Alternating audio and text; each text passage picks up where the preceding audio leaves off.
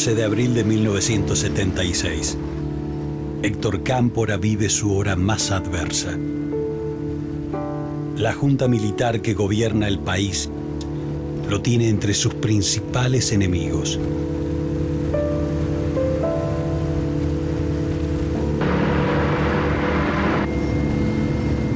Muy bien. El expresidente de la Nación y último delegado de Juan Domingo Perón vive desde hace 2 meses en la clandestinidad. A Cámpora no le quedan muchas oportunidades para escapar.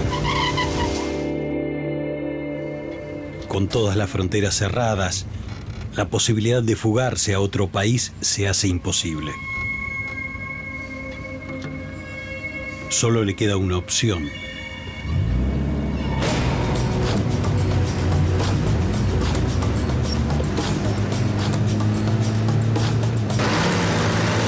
A partir de las 4 de la tarde y por el lapso de media hora, el portón de la Embajada de México permanecerá abierto.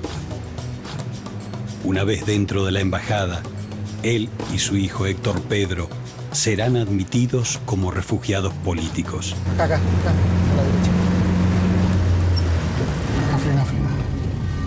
Pero llegar hasta allí implica serios riesgos.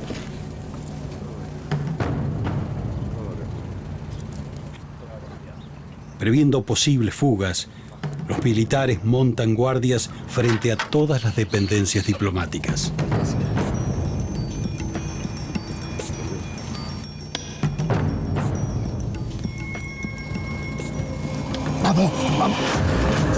Vamos.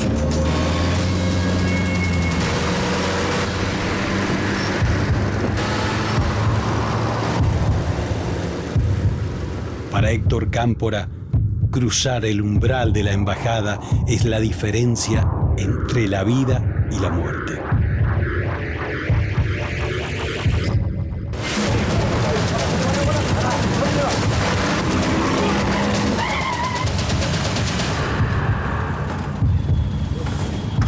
A las 4:10 de la tarde, Cámpora y su hijo consiguen ingresar en territorio mexicano.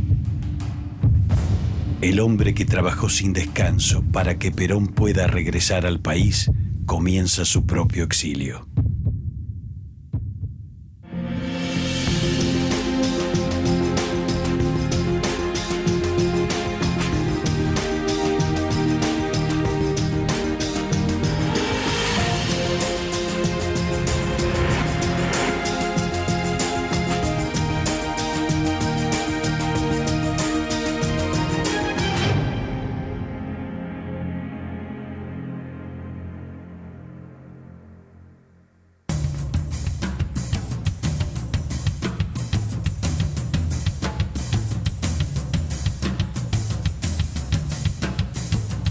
Los años 70 inauguran un periodo de entusiasmo y agitación.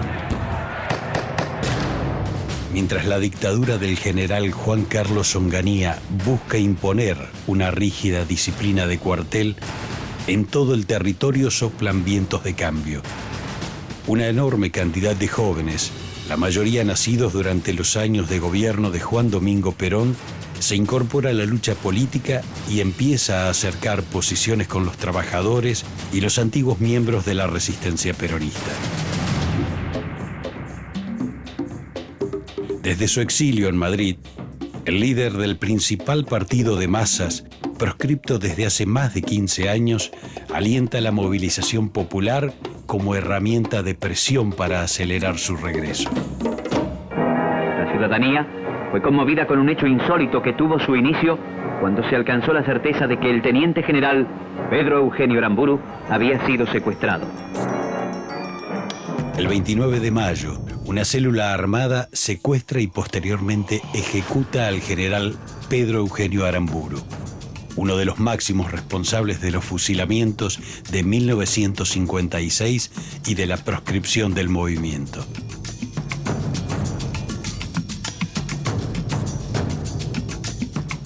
Esta acción sella la suerte de Onganía, que es reemplazado por otro militar y constituye la operación más resonante de una nueva organización armada, integrada en su mayoría por jóvenes, llamada Montoneros.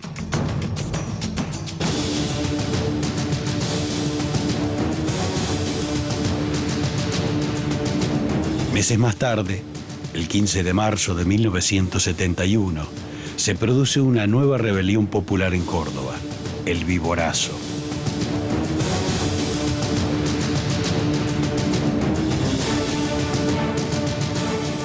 En los muros de la ciudad mediterránea debuta una nueva sigla, ERP, Ejército Revolucionario del Pueblo.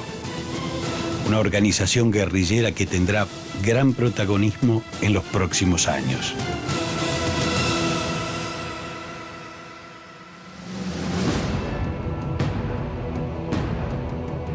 Los ecos del Viborazo obligan al hombre fuerte del ejército a asumir la presidencia. A partir de ese momento, Alejandro Agustín Lanusse se dedicará a impulsar una retirada táctica de las Fuerzas Armadas. Bajo el nombre de Gran Acuerdo Nacional, Lanusse busca concertar con los principales partidos, incluido el peronismo, una salida electoral que otorgue a los militares un rol tutelar sobre el próximo gobierno y que le asegure el control de la lucha contra las organizaciones armadas. Para Juan Domingo Perón, las campanas del regreso comienzan a sonar.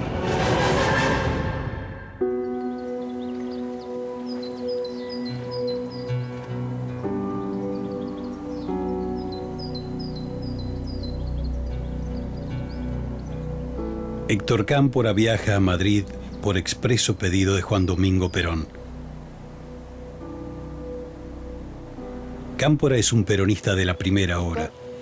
Está junto al líder desde 1944 y ha sido persona de confianza de Eva Perón.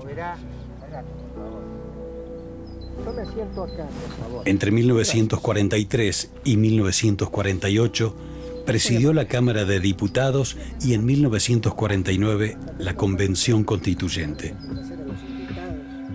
Su militancia peronista le hizo conocer la cárcel y el exilio y desde hace años trata de mantener una estructura partidaria en las sombras, pese a la proscripción. Según Perón, proscripto y exiliado desde hace más de 16 años, los militares no podrán sostenerse mucho más tiempo en el poder y tarde o temprano tendrán que ceder a las demandas populares. Doctor, ¿cómo le va? Qué gusto verlo. Para mí es el gusto. Aquí estoy como usted me pidió. Gracias por venir. Ahora más que nunca, Perón necesita un nuevo delegado, ya que el anterior, Jorge Paladino, acaba de caer en desgracia acusado de pactar con Lanusse. Perón necesita un dirigente leal que sepa interpretar y transmitir sus directivas. Un militante de reputación intachable, capaz de generar consenso entre las distintas expresiones del peronismo, que ya empiezan a marcar profundas diferencias. Cámpora duda ante el ofrecimiento. Es un honor y un orgullo que me haya tenido en cuenta. Perón exhorta a Cámpora a asumir la responsabilidad de ser su delegado. El sencillo dentista de pueblo, el sufrido y leal dirigente sin demasiado relieve, sabe que tiene entre manos una misión histórica que acarrea muchos riesgos. Y yo a usted no le puedo decir que no, general. Cámpora está dispuesto a ser su último delegado, ya que después de él, entre Perón y el pueblo, no será necesario ningún interlocutor.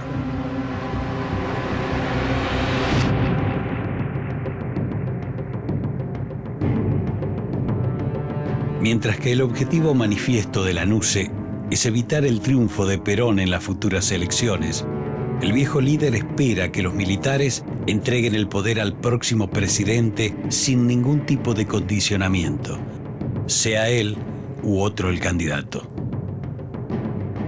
Por ello, frente al Gran Acuerdo Nacional, Perón impulsa, a través de su nuevo delegado, la reunión de un amplio sector en el cual intenta sumar al radicalismo. Al mismo tiempo, alienta a las organizaciones armadas peronistas a intensificar la lucha contra el gobierno militar.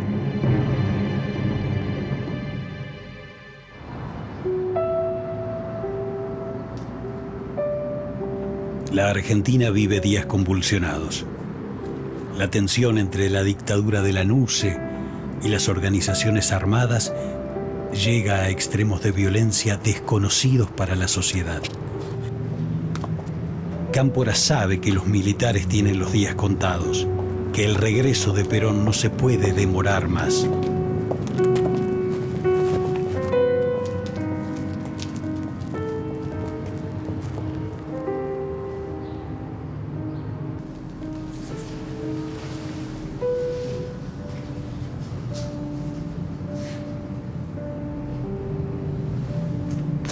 Ante la tumba de su padre, hace un juramento que cambiará para siempre su historia y la de todos los argentinos.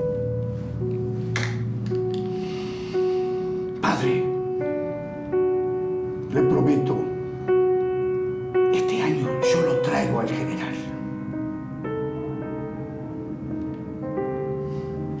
Antes de que termine el año, cueste lo que cueste, Cámpora está decidido a traer a Perón de regreso al país.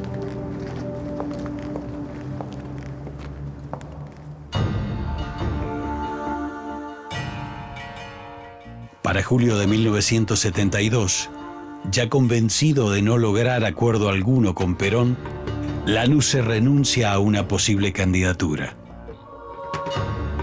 Pero establece una ley electoral que impone un plazo mínimo de residencia en el país para ser candidato. La maniobra le impide postularse al líder exiliado. Desde el peronismo se responde con un anuncio que agita los ánimos de todo un país. Perón retornará a la Argentina el 17 de noviembre. Su voluntad, su deseo inagotable de contribuir a la mejor solución de los problemas que aquejan al país es la razón inspiradora de su regreso, que se producirá, señores periodistas, y por intermedio de ustedes al mundo entero, el día 17, viernes de la semana próxima, a las 11 horas de la mañana.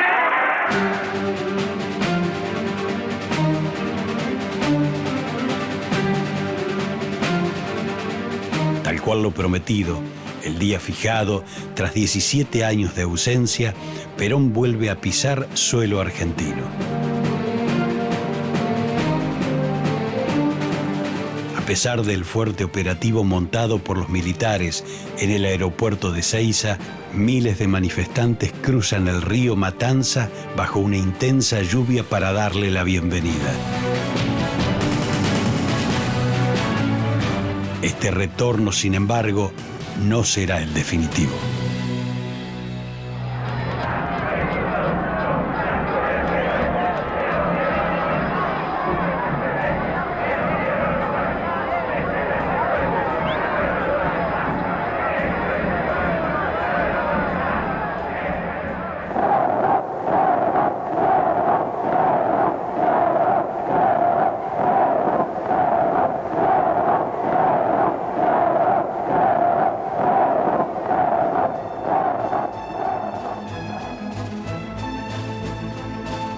Durante su corta estadía, sella el acuerdo de convivencia con la Unión Cívica Radical, liderada por Ricardo Balbín, y define una nueva fórmula para el Frente Justicialista de Liberación, el Frejuli.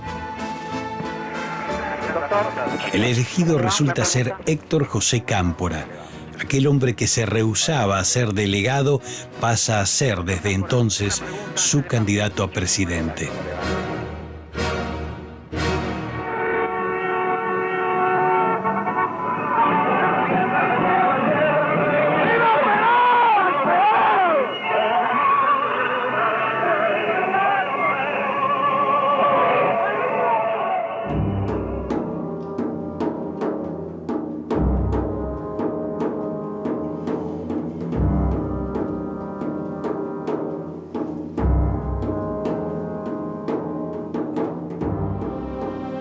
Durante la campaña presidencial de 1972, la juventud peronista y montoneros alcanzan enorme vitalidad y suman una gran cantidad de militantes a sus filas. Para este sector, Cámpora aparece como un peronista de la vieja escuela, que no solo los acepta, sino que además los alienta a continuar en su lucha.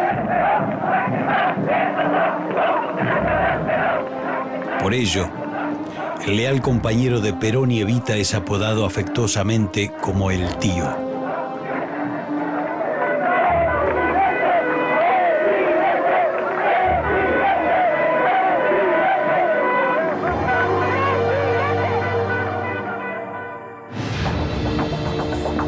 La cercanía de Cámpora con la izquierda peronista, conocida como la Tendencia, inquieta profundamente a los demás sectores del movimiento.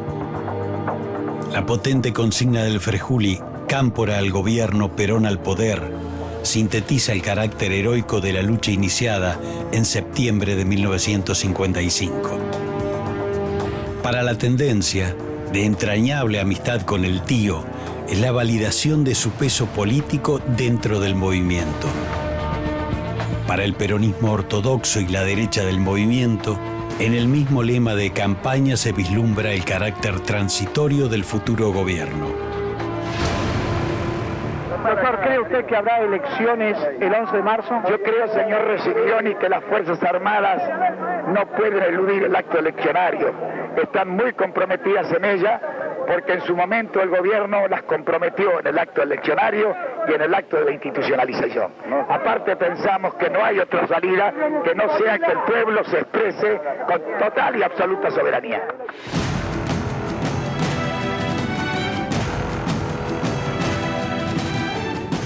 El 11 de marzo de 1973, los argentinos vuelven a votar en elecciones sin condicionamientos. Los años de persecución y proscripción han terminado.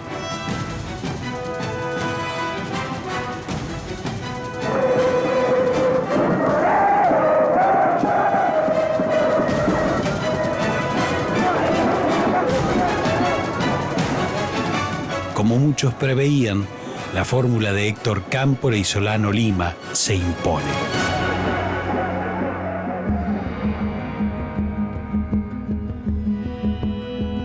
La victoria del peronismo vigoriza la postura de la Tendencia contra los militares. El 18 de abril, el secretario general de la JP, Rodolfo Galimberti, anuncia la formación de milicias populares para reemplazar al ejército argentino proimperialista.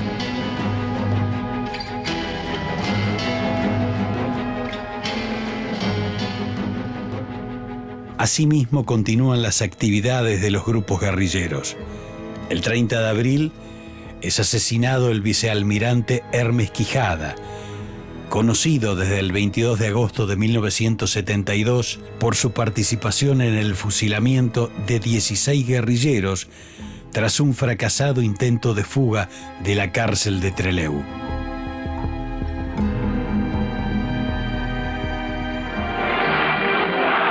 Buenos Aires, mayo 24, 6:30 pasado meridiano. Invitados a investidura presidencial por el doctor Héctor Cámpora, presidente electo de la República Argentina, arriba al aeropuerto de Ezeiza el doctor Osvaldo de Ortigoz Torrado, presidente de la República de Cuba, al frente de la delegación oficial cubana. El doctor Cámpora acude al aeropuerto a recibir personalmente al presidente de Ortigoz y a la delegación que le acompaña. En este momento están restablecidas las relaciones diplomáticas y amistosas que para mi concepto de argentino no han sido nunca, en verdad, de mala voluntad. El encuentro con un representante del gobierno revolucionario cubano como Dorticós y la presencia del socialista Salvador Allende, por ese entonces presidente de Chile, refuerzan el vínculo del tío con los sectores de la Tendencia y aumenta el recelo del sector ortodoxo y la derecha del movimiento.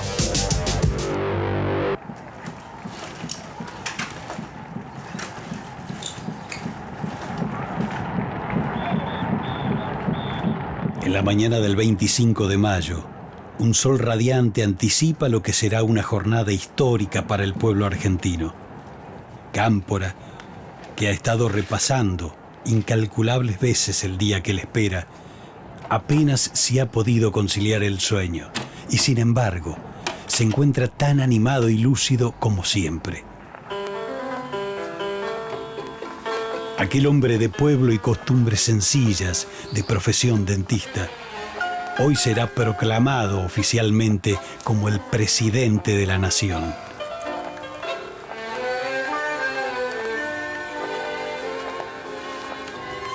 Cámpora decide no asumir vestido de frac, por considerarlo una prenda asociada a los sectores de la oligarquía. El atuendo escogido para la investidura es el que más le combina con su carácter sobrio y humilde.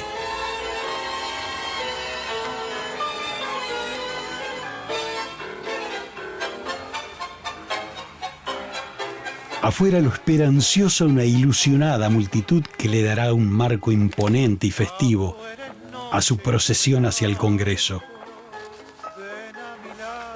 Ese es el día más trascendente de su vida política y, tras una larga lucha, el más anhelado por millones de argentinos.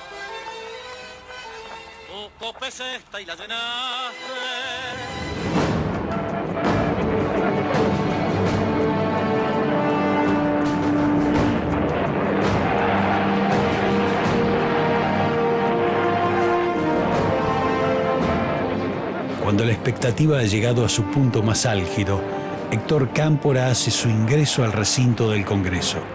Allí, acompañado por el fervor de una inmensa muchedumbre, se apresta a jurar como nuevo presidente constitucional. Héctor José Cámpora, el cargo de presidente de la nación, y observar y hacer observar fielmente la Constitución de la nación argentina. Si así no lo hiciere, Dios y la nación me lo demandan.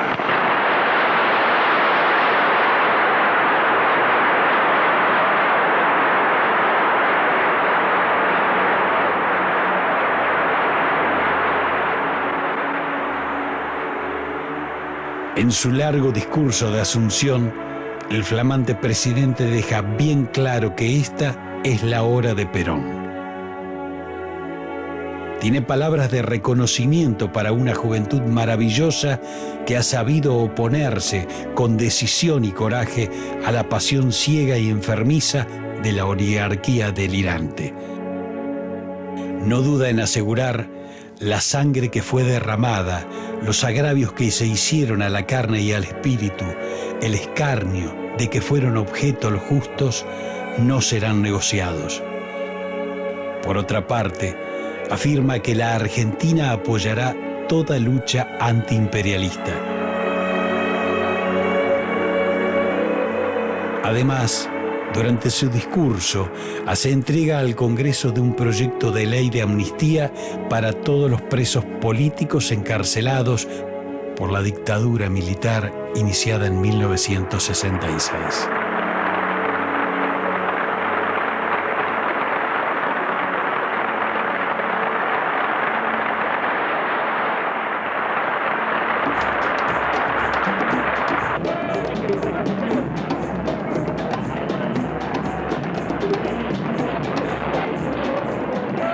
Mientras tanto, en los alrededores de la Casa de Gobierno, más de 200.000 personas aguardan su llegada.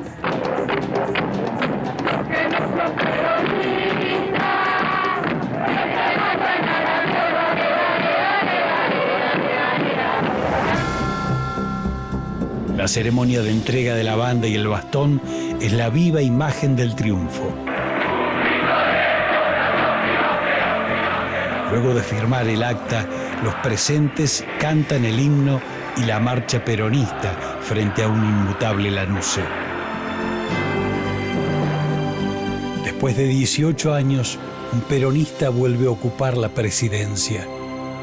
Una nueva época se inicia en el país.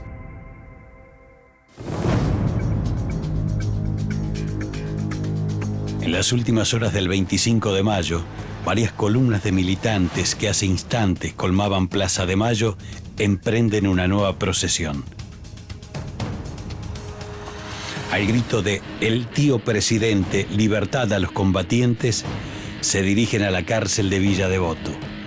A ellos se suman militantes del Ejército Revolucionario del Pueblo para pedir por la libertad de los compañeros detenidos. Desde el gobierno, sin esperar la sanción de la ley de amnistía, se ordena la liberación de los presos políticos detenidos en todas las cárceles argentinas.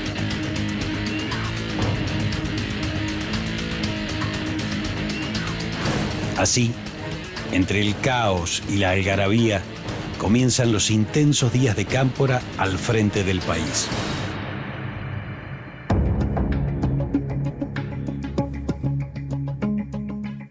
Para formar su gabinete, decide equilibrar las distintas facciones peronistas.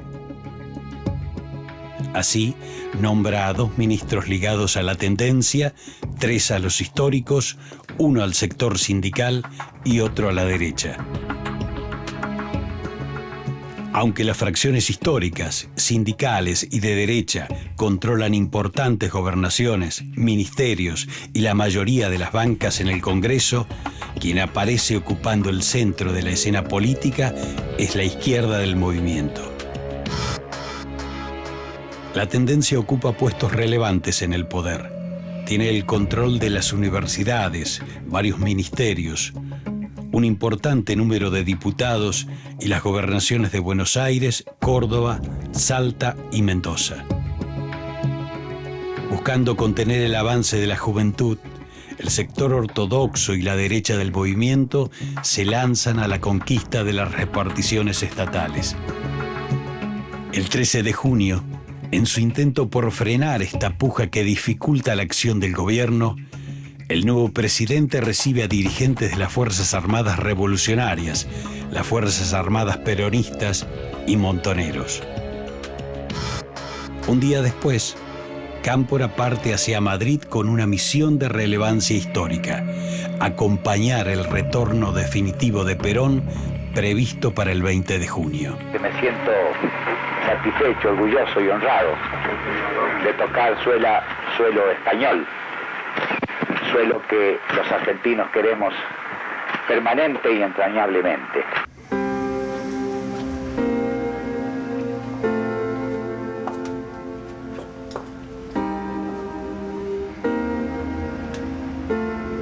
Desde un principio, la estadía de Cámpora en Madrid se ve opacada por las constantes recriminaciones de Perón y su entorno, por su actitud permisiva con las formaciones especiales.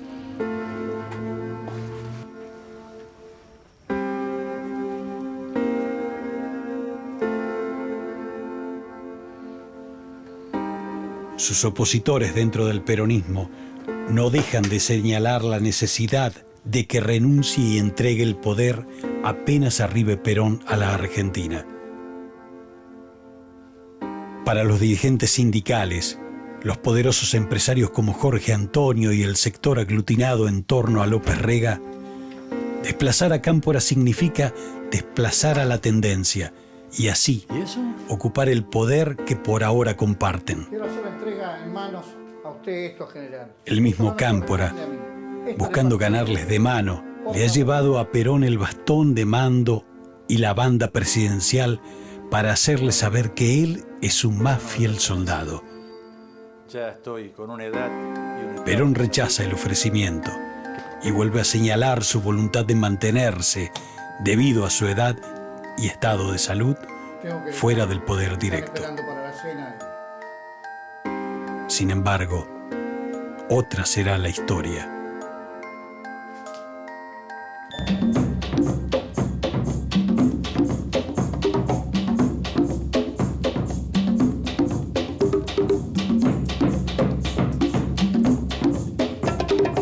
Tras el anuncio de la vuelta de Perón, las distintas facciones del movimiento se disponen a demostrarle su poder. En un principio todos los sectores comparten la organización del acto, pero en poco tiempo el control queda en manos de la derecha y del sindicalismo.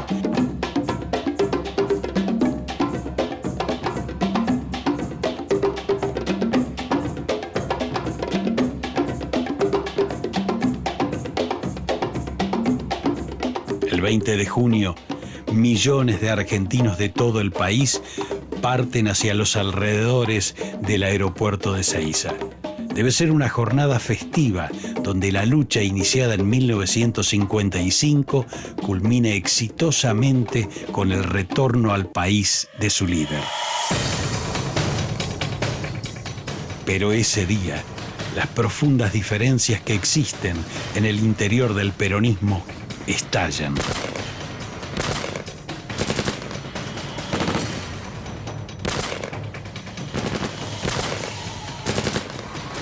La trágica jornada culmina con un saldo de 13 muertos y varias centenas de heridos.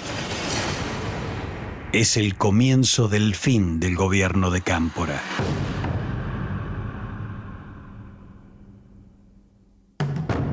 Al día siguiente, en un discurso por cadena nacional, Perón deja en claro su posición de apoyar al ala ortodoxa del movimiento peronista. Desde principios de julio, los sindicatos presionan para que se haga efectivo el lema de campaña y Cámpora entregue el poder a Perón. El día 12, militantes sindicales exigen la renuncia de Cámpora y el llamado a elecciones.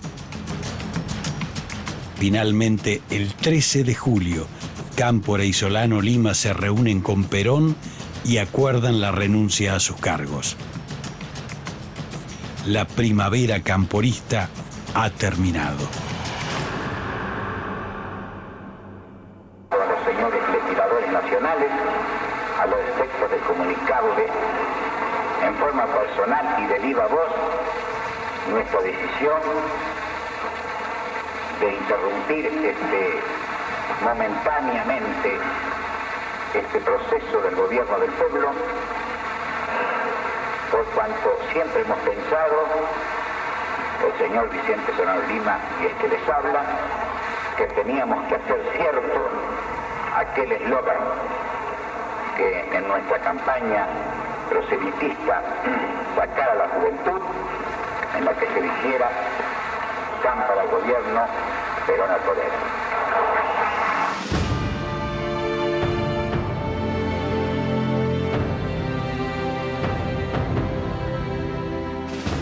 La breve presidencia de Cámpora pone en evidencia las diferencias irreconciliables que existen dentro del peronismo y la imposibilidad de gobernar el país sin otro presidente que el mismo Perón. 3 meses más tarde, el líder del movimiento asume por tercera vez la presidencia de la nación. El 1 de julio de 1974 muere. Para ese entonces, la puja entre la tendencia y los sectores de la derecha del peronismo ya han dejado un brutal saldo de sangre. La juventud entusiasta y movilizada, que había sido un protagonista decisivo de la campaña, comienza a transitar su más terrible derrota.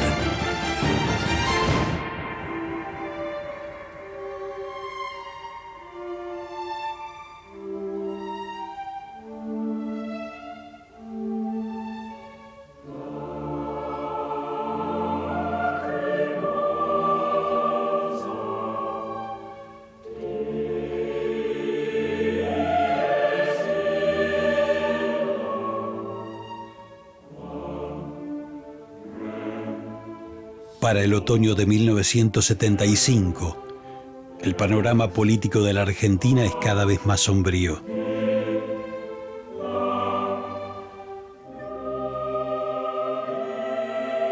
Héctor Cámpora acaba de ser expulsado del justicialismo. Meses antes, había sido destituido de su cargo como embajador en México. En abril de 1972, había jurado ante la tumba de su padre que ese mismo año iba a traer de regreso al país al líder exiliado. Lo traje, padre. Se lo prometí, lo traje. Lo cagamos a los milicos.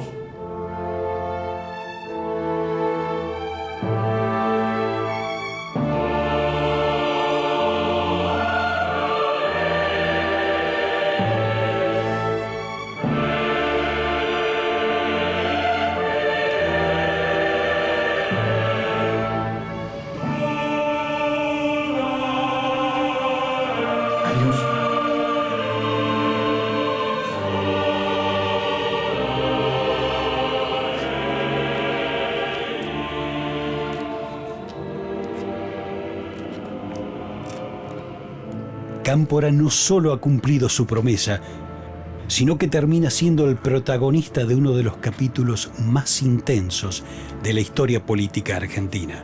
Una breve primavera que precede a un invierno trágico que va a durar casi una década.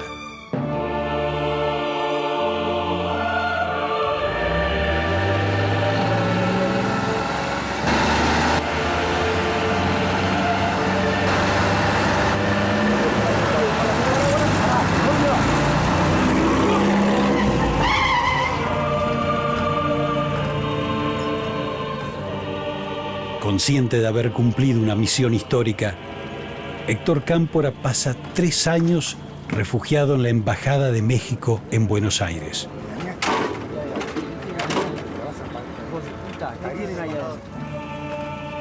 En 1979, gravemente enfermo, parte hacia su exilio final en la ciudad de Cuernavaca, donde muere el 19 de diciembre de 1980.